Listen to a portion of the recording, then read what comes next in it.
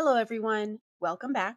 Today, we're going to wrap up our Bali series, and this will actually be my last video for a while. I'm going to be taking a little bit of a break for summer to spend some time with my family, and I'll be back with all new references probably around the end of July. So, today, we are going to paint a beach sunset that is from our farewell dinner from our retreat in Bali. It was a really pretty evening. The sun was shining. There were some clouds, so that offered some really beautiful sunset views. And so today we're going to paint that in watercolor. I'm going to use a little circle shaped washi sticker to mask where the sun is going to go. It's a really I don't always do this, but when you really just want that perfect circle, I have found it to be really helpful because I have a hard time making a really nice circle. It ends up being kind of oval shaped or a little wonky, so this kind of helps with that. I'm also going to do just a little sketch of the horizon line and some of the other features in the picture just to help me out when I'm doing my underpainting so I know where the details are going to go. So if you're ready, grab your paints and let's start painting.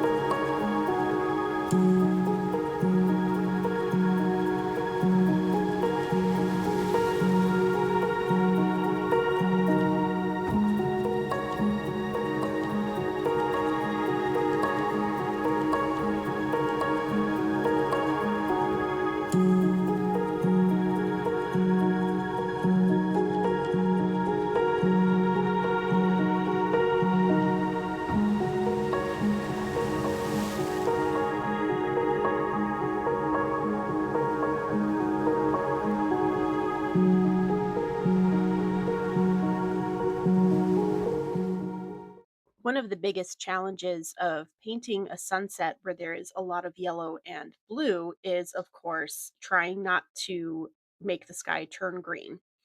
So you'll see me here. I made a decision. It was a bad one. I was trying to put a cloud where that glowing yellow was, and it immediately started to turn green. So I blotted it out with a tissue. That's one good thing about watercolor is if the paint is still wet enough, a lot of times you can blot it away if you've made a mistake. So if you make the same mistake, don't sweat it. Just grab a tissue and blot it away and just keep going. So to avoid turning your sky green, if you want to add some blue clouds over the yellow, I would recommend just having a very light touch and don't overwork it. Do it as quickly as possible. Just put the paint down and leave it. And as long as you have the shapes that you want, um, the paint shouldn't mix too much. So the blue should stay blue and the yellow should stay yellow. Another tip that I have is to use maybe more muted colors or something slightly off from bright yellow or bright blue, because those are much more likely to turn green. So here I'm using quinacridone gold, which leans a little bit orange, and I'm using a blue color called shadow blue light. And it is a blue, but it is a little bit more of a muted blue. It doesn't have that brightness to it. And I think that kind of helps avoid the bright green sky that I got at the beginning.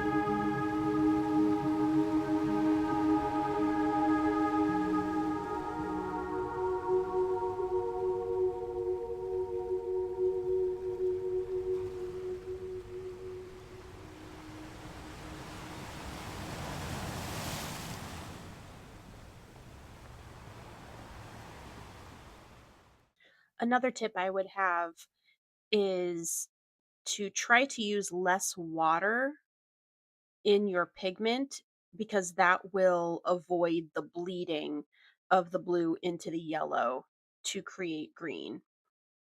So you can't see it, it's out of the frame, but I'm using more pigment than water when I load up the brush. So that helps with the delicate clouds that I'm trying to paint, and it also helps avoid those bleeds of paint to mix with the yellow.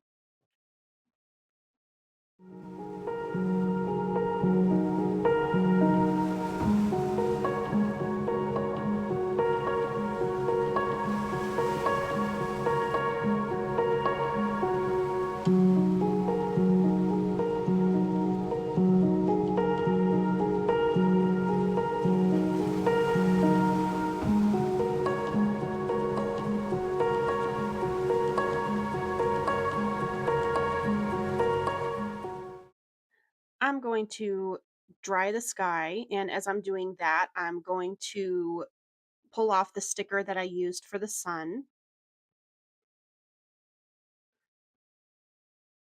And I like how it turned out, but I'm going to add just a little bit of a pale yellow to the center to I want to keep it bright, but I do want to give it a little bit of a color. I don't want it to just be bright white.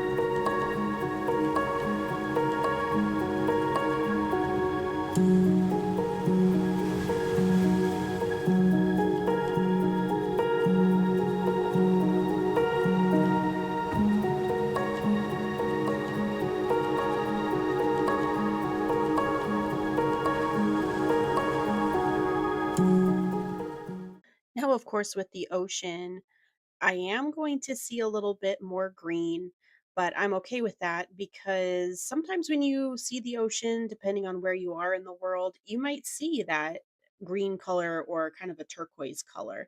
So if the blue mixes with the yellow here, that's not as much of a concern as it was with the sky. What I what is really important though is that I maintain that brightness of the sunlight on the water. So I don't want to lose that. And you'll see me using the tissue again here to blot some of that yellow out to keep that brightness.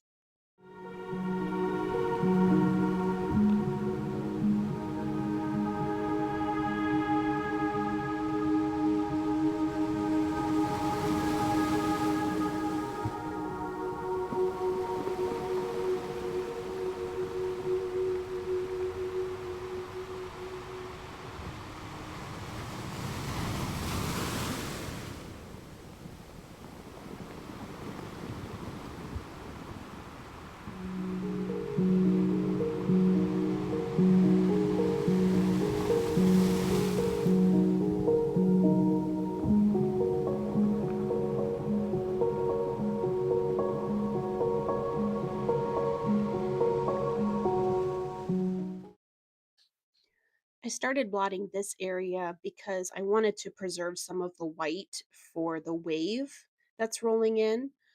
I wish I had kept it a little bit smaller, but it is what it is. I just kept rolling with it. So that's another good tip. If you want to preserve white for clouds, like nice puffy clouds, or for sea foam on the beach, just blotting the paint away if you've painted too much or if it's starting to bleed into that white, you can go ahead and just blot that away with a tissue.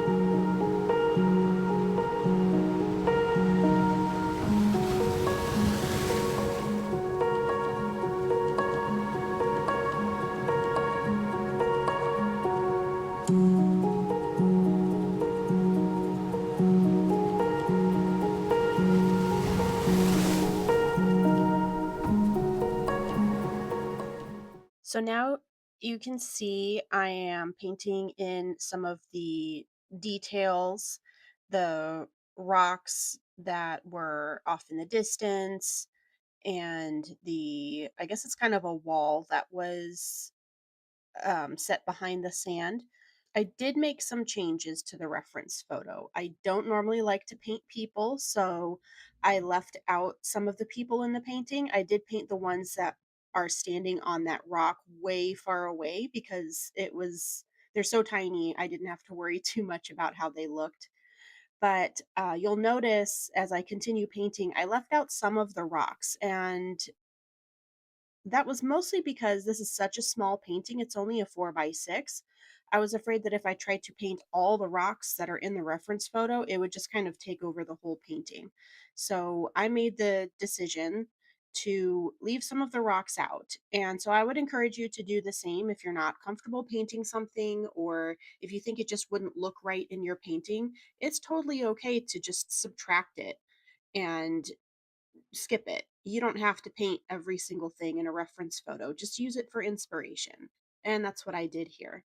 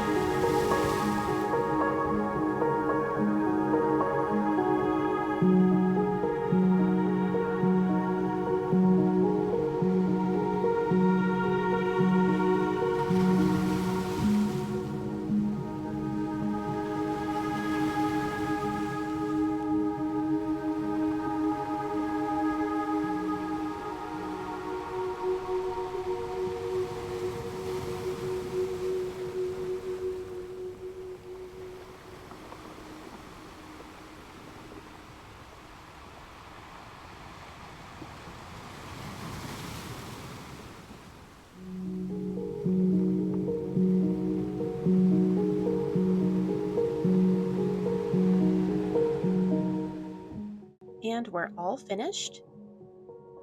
As always, I'm going to use my heat tool to soften up the tape so it doesn't tear the paper while I am taking it off. I hope you enjoyed this one. I know it was a little bit longer, but I was really looking forward to painting it with you today. So let me know how it goes if you paint it. I would love to see your work. You can tag me on Instagram at Steph's Crafty,